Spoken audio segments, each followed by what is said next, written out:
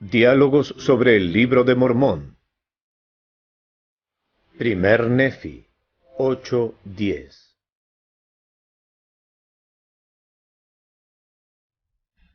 Bienvenidos nuevamente a los diálogos sobre las Escrituras de la Iglesia de Jesucristo de los Santos de los Últimos Días. Hoy continuamos el diálogo sobre el Libro de Mormón.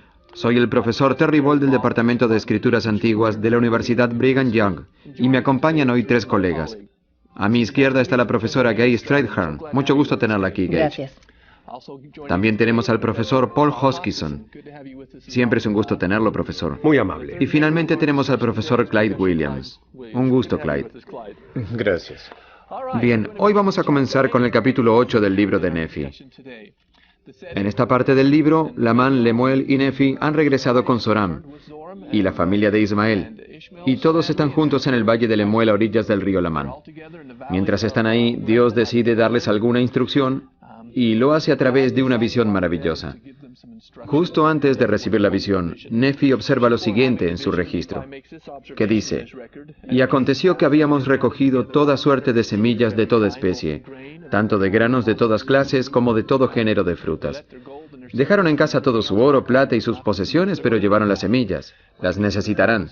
En cuanto lleguen a la tierra prometida tendrán que sostenerse de alguna manera y será mucho más fácil si siembran la cosecha que ya conocen.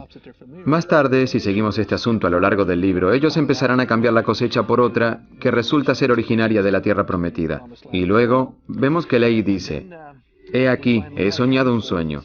Es una manera interesante de decirlo. Nosotros diríamos: «Tuve un sueño». ¿Qué significado tiene la frase «he soñado un sueño»? Pues, esta es una de aquellas frases en hebreo de las que hablamos en sesiones anteriores. El término técnico es objeto cognado, cuando el verbo y el objeto del verbo son la misma palabra. Así que en realidad decimos soñado un sueño. Esto es muy popular en toda escritura semítica, tanto en hebreo como en lenguaje de Babilonia y también en árabe. Pero en inglés no se usa mucho. Creo que los maestros de inglés sacarían puntos si usaran un objeto cognado como este. Aparece mucho en estos pasajes del Libro de Mormón. Es una evidencia de que, a pesar de que tenemos un compendio y una traducción al inglés, algunas reliquias antiguas de la lengua original aún aparecen en el texto y testifican de lo mismo que nos enseñó José Smith, que era una traducción de un registro que se guardó por un pueblo proveniente del Medio Oriente. Así que Lai se reúne con toda la familia y les dice que le preocupan Lamán y Lemuel por causa de esa visión. Y luego les cuenta esa visión. También quiero hacer un comentario sobre el lenguaje.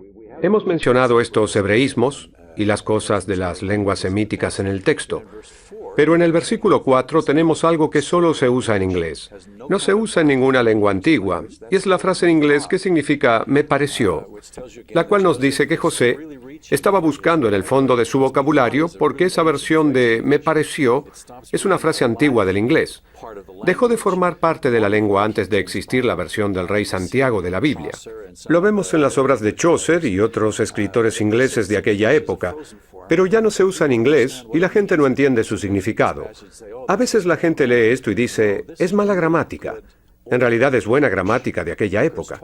Sucede esto 2 veces en el Libro de Mormón, y no creo que ni se vea en la Biblia del rey Santiago. José buscaba en su vocabulario para traducir esto. Mientras lo traduce, encuentra este término, y esta es la mejor frase que conoce para traducir lo que estaba escrito en las planchas. Es similar a las palabras medianas de griego. No pretendo ser demasiado técnico en el tema, pero ninguna de las lenguas semíticas tiene algo parecido. Es completamente inglés lo que se ve aquí. Interesante. Quizás debemos resumir brevemente lo que vio Ley en la visión. Clyde, ¿quisiera darnos una versión resumida de la visión? Pues, por supuesto, encontramos a Ley caminando en un desierto oscuro y lúgubre por varias horas, y eso parece ser la experiencia de pasar por el mundo. Puede que represente las tentaciones del mundo, como dijo el presidente Benson. Y luego él ve un árbol en la distancia, ve el río de agua, ve la barra de hielo, y el sendero, y el edificio grande y espacioso, y el vapor de tinieblas. Él ve todos estos símbolos que tienen significado e importancia. Y esto realmente llega a ser el fundamento para cualquier época o período. No solo la de Ley, sino la nuestra también. Pero podemos imaginarnos en esa visión y nos preguntamos, ¿Dónde estamos nosotros en medio del simbolismo que él ve? No usa mucho tiempo en interpretársela a sus hijos, lo cual es obvio porque Nefi tendrá que orar y recibir su propia revelación para entenderla mejor. Pero, ¿qué se supone que Ley esperaba que entendiéramos Lamán, Lemuel y nosotros al relatar su visión? Me parece importante entender algunos puntos principales y la estructura. Él empieza al final del versículo 4 diciendo, «Me pareció ver en mi sueño un desierto oscuro y lúgubre». Esto prepara el escenario para todo lo subsiguiente, porque empieza siendo un desierto oscuro y lúgubre. Pero antes de todo eso, antes de pasar ese desierto oscuro y lúgubre, se le acerca un hombre vestido con un manto blanco y le dice, «Sígueme».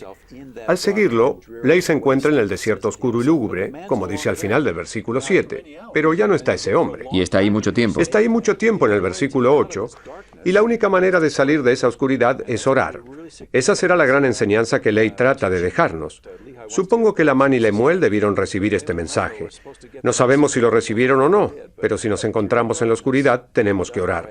Es la única manera de salir. Y al orar, Ley se da cuenta en el versículo 9 de que está en un campo grande y espacioso. Probablemente esto represente la mortalidad. Él pasa por el desierto oscuro y lúgubre, la mortalidad, y no puede ver bien. Luego ora y empieza a verse todo a su alrededor. Ve el campo espacioso, el árbol, el fruto, va hacia allí y lo come. Más tarde vamos a aprender sobre eso cuando lleguemos a las secciones en las que Nefi recibe una visión suya. Y porque el fruto es tan rico, él desea que su familia también lo coma. Así que mira desde el árbol y consigue ver a su familia. Primero, por supuesto, se ve a Nefi, Sam y a su esposa, y hace señas para que vengan, y ellos lo hacen. Entonces ve a Lamán y Lemuel. Ellos están muy lejos en la distancia y no vienen. Luego comentan los versículos 19 y 20 sobre la barra de hierro y el sendero estrecho. Y todo eso conduce al árbol desde lejos. Y ve lejos, más allá de todo eso, más allá de la fuente, un campo grande y espacioso como si fuera el mundo mismo. Así que es un campo grande y espacioso diferente al que Ley atravesó al principio, el mismo en el que se había encontrado con el hombre vestido de blanco. Y lo que ve allí es mucha gente que trata de salir de ese lugar, el campo que es parecido al mundo, para cruzar ese campo grande y espacioso que él atravesó al llegar al árbol. A lo largo, ellos quieren aferrarse a la barra de hierro, quieren emprender el viaje. Y en camino surge el vapor de tinieblas en el versículo 23. Así que no ven hacia dónde van. La única manera de llegar al árbol es aferrarse a la barra y seguir el sendero. Es un mensaje para Lamán y Lemuel. Así es. Y algunos toman la barra, otros la siguen tomando y otros no. Algunos llegan al árbol, pero luego se alejan. Otros llegan al árbol y se quedan. Y otros nunca llegan a la barra. Andan errantes en el vapor de tinieblas, nunca oran y nunca salen de esas tinieblas. Luego, por supuesto, algunos llegan al edificio grande y espacioso en el versículo 26. Y aprendemos más adelante qué significa concerniente al mundo. Pero creo que hay algún principio fundamental aquí acerca de nosotros, acerca de nuestro papel en este sueño del mundo y la vida premortal, y cómo tratamos de llegar al árbol. Escuché a Clay hablar de eso. Quiero escucharlo nuevamente. ¿Quién es esa gente? Algunos llegan al árbol, otros no, y algunos se alejan.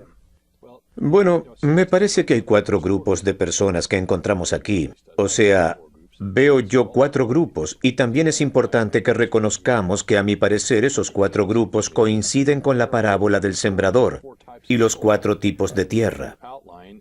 Así que a medida que vamos analizando estos grupos, vemos cómo ellos coinciden con los 4 tipos de tierra. Lo que me interesa en particular, y luego podemos regresar al tema para ver otras cosas específicas, son los 2 grupos que llegan al árbol. Veo aquí un lenguaje semejante en ambos casos. Es decir, que los que llegan al árbol van a seguir adelante, y al emprender su viaje, o se aferran a la parte final de la barra de inmediato, o no consiguen tomarla. En otras palabras, empiezan a ver las diferencias. Así como en los versículos 21 y 22, vemos a esa gente que sigue adelante y emprende su viaje, y aquí me detengo para preguntarles a mis alumnos, ¿hay algún problema con este grupo? Ellos suelen responder, no, no tienen ningún problema. Después les digo que si soy un empleado de un parque temático, el parque del árbol de la vida, digamos, tengo unas preocupaciones graves. Y grito que tomen la barra. Por supuesto, al leer el próximo versículo empieza a surgir el vapor de tinieblas. Y los de este grupo no tomaron la barra, así que se perdieron. Eso queda bien claro, pero al llegar a los versículos 24 y 25, vemos otro grupo que hace lo mismo, el seguir adelante. En este caso, ellos toman la parte final de la barra de hierro y logran atravesar el vapor de tinieblas a través de la barra, y luego llegan al árbol de la vida y comen el fruto y se avergüenzan. Vemos en el versículo 30 el otro grupo que sigue adelante y toma la barra de hierro con firmeza y llegan al árbol, comen el fruto y no se alejan. Es decir, al final del versículo 33, cuando surgieron las burlas, no les hicieron caso. Me preguntaba por qué eran diferentes y pensé en nosotros, los santos de los últimos días. Estamos llegando al árbol. O sea, así lo creemos. Entonces la pregunta es, ¿cómo puedo saber si soy uno de los que se aleja o no? Y me parece que hay tres razones diferentes, tres cosas que suceden aquí. La primera es cómo tomamos la barra. Tomar versus asidos a la barra. El tomar aquí debe implicar que, y el del Bednar habló de esto hace un tiempo, tal vez sea cuestión de tomar así con los dedos de esta manera, en lugar de tomarla con toda nuestra fuerza. Tal vez tengamos el deseo de soltarla para buscar algo al lado, pero que no la soltemos por completo. Uno puede tomar la Santa Cena, pero sin ningún sentimiento profundo ni una actitud genuina en cuanto a ella. Es algo parecido a la frase sobre el deber de deleitarse en las palabras de Cristo hasta el fin, en vez de probarlas un poco. No es picar ni mordisquear, exacto. Así que tomarse no es suficiente. Sí. Y la segunda diferencia es cuando ellos llegan al árbol. O sea, ese otro grupo que sigue adelante, se caen. No creo que sea por el cansancio, sino que se caen porque comprenden el valor de lo que recibieron al llegar y la presencia divina en la que están, porque efectivamente el árbol representa a Cristo, como Nefi nos mostrará claramente en los capítulos 10 y 11.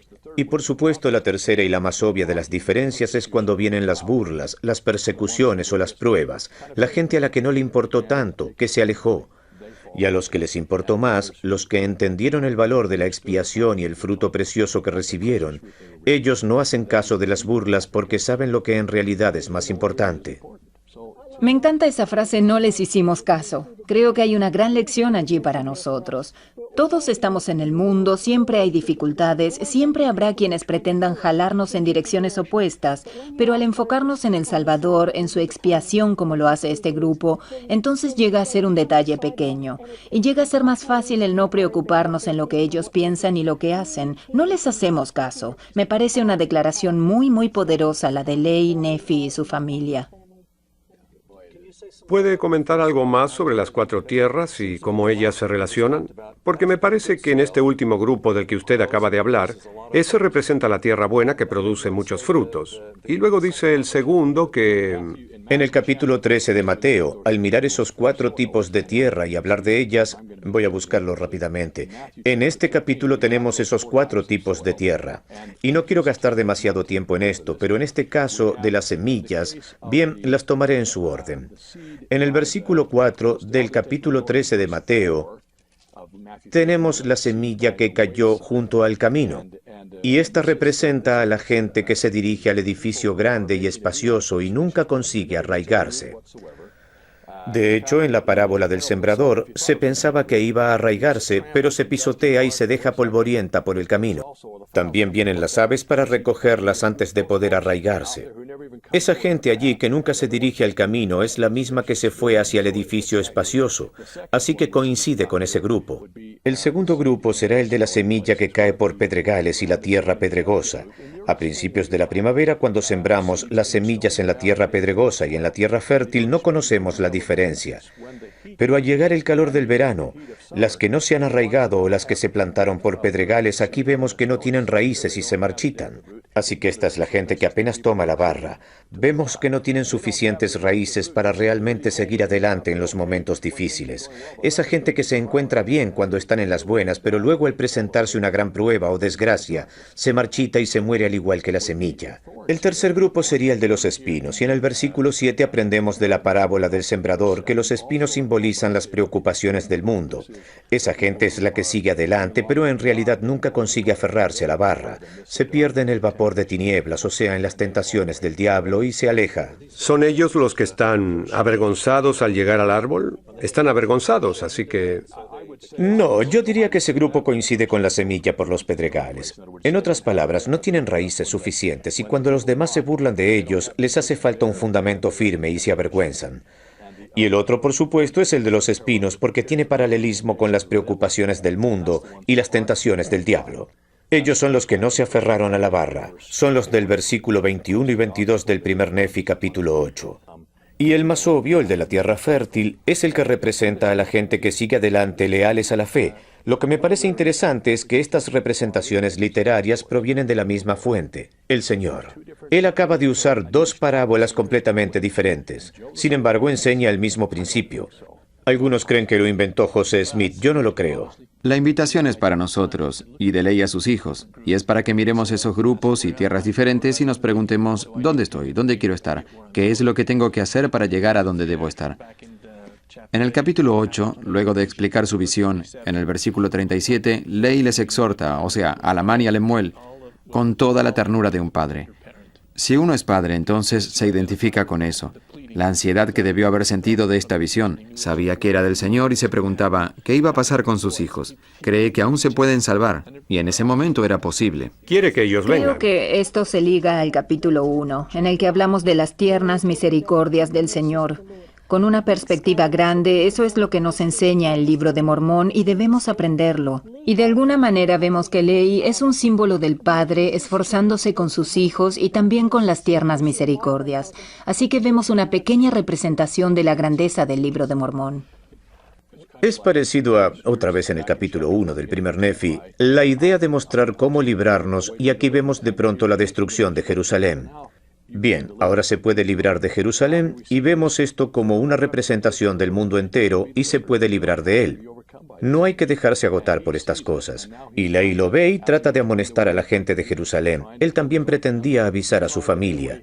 De alguna manera, él trata de decirnos cómo lo ha hecho el Señor, que no tenemos que dejarnos destruir, no tenemos que terminar en el río de agua, ni terminar por el vapor de tinieblas, ni terminar en el edificio grande y espacioso, pero vamos a tener que venir a Cristo y comer el fruto del árbol y usar sus palabras para poder hacerlo. No quiero dejar esto sin decir algo más sobre el sueño mismo y algunas cosas que creo que nos enseña. Al principio, cuando Ley está en la oscuridad, ora para poder salir. Me parece una de las partes clave de todo esto. Si queremos salir de la oscuridad espiritual y nos hemos desviado en este mundo, tenemos que orar. Es la clave para salir de ella. Lo otro que me pareció muy profundo es que una vez que comió el fruto, puede ver las cosas que los demás no somos capaces de ver. Los que están en el vapor de tinieblas no pueden ver más allá de eso. Pero Ley sí puede ver. Y ve dónde ellos van. Y ve las cosas que el resto del mundo no es capaz de ver. Para mí es un reclamo para que nosotros le prestemos atención al profeta, porque él es capaz de ver las cosas que no vemos. Excelente. Buena idea. No sabemos cuánto entendieron Lamán y Lemuel o lo que hicieron luego de escuchar eso. Lo que sí sabemos es lo que hace Nefi y se ve en el capítulo 10. En el 9 parece ser nota del redactor en la que Nefi dice: escuche, lector, acabo de compendiar unas cosas del libro de mi padre. A veces nos referimos a ese libro como el libro de Ley. Y ahora voy a relatar algo de mi cuento sobre lo que sigue en los próximos versículos. Así que él procede a decirnos qué es lo que presenció.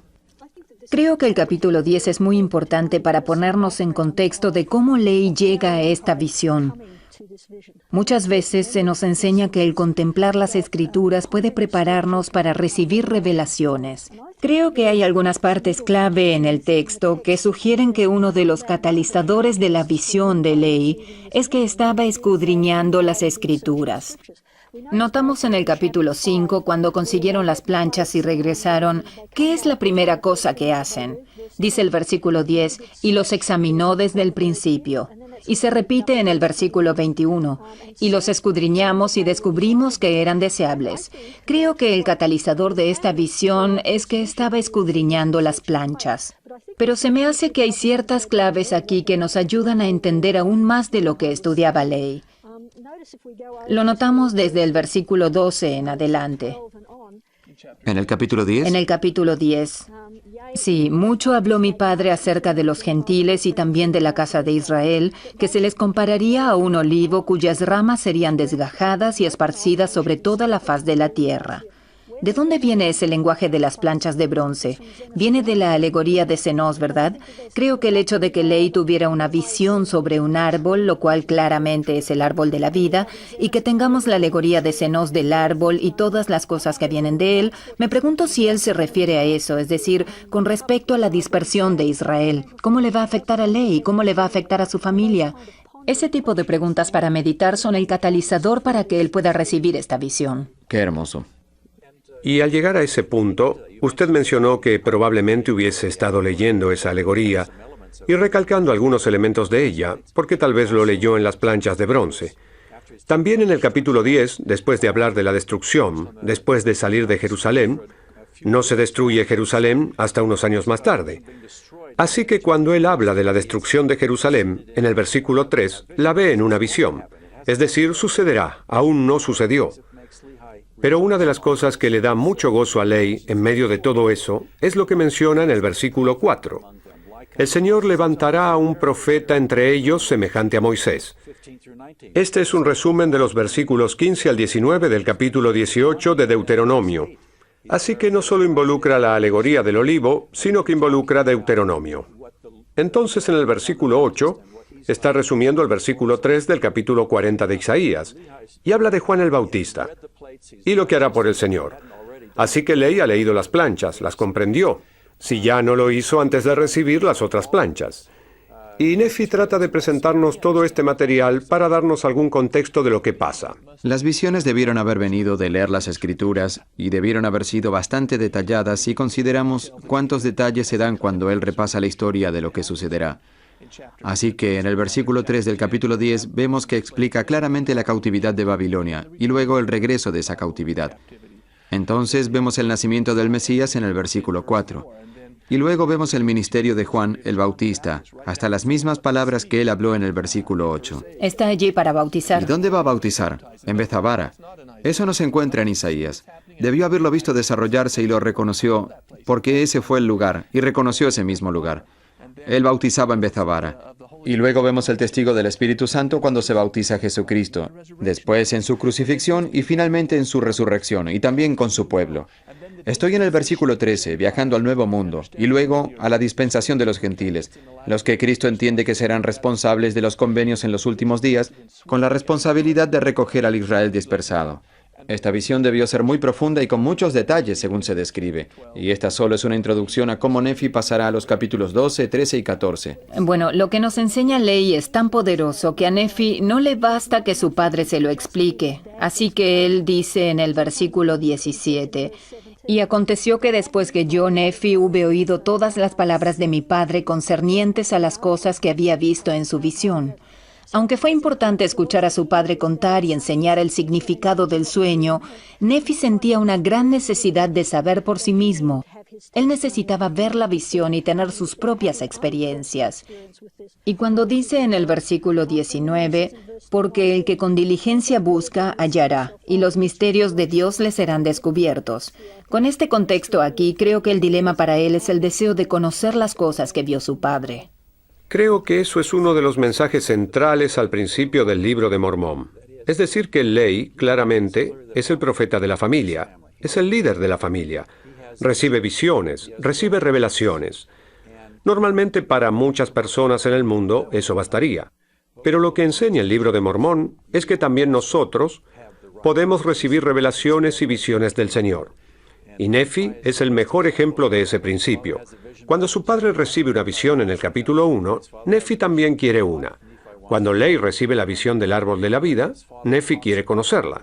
Cuando Ley habla de la vida del Salvador, lo cual se destaca muy bien en este capítulo, Nefi también desea conocerla. Quiere lo mismo, quiere esa revelación espiritual.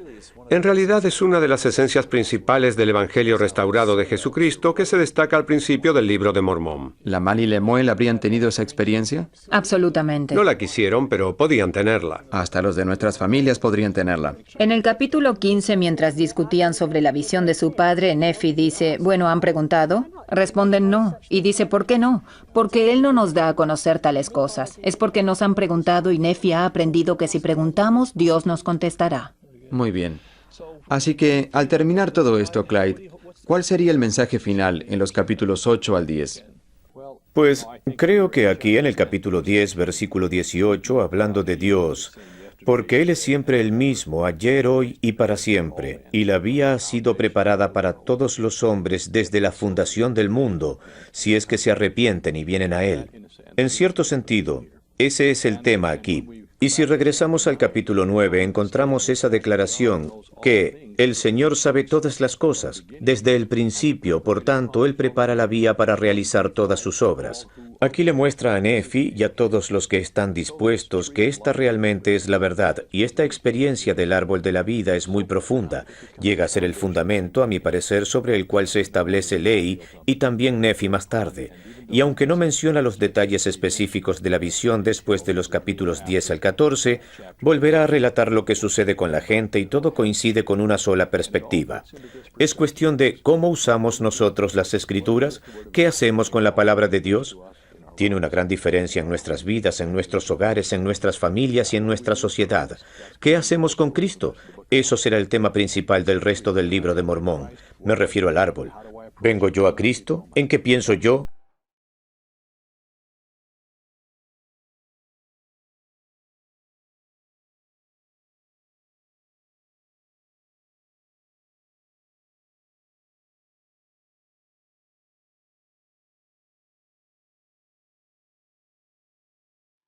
Diálogos sobre el libro de Mormón. Primer Nefi 8:10.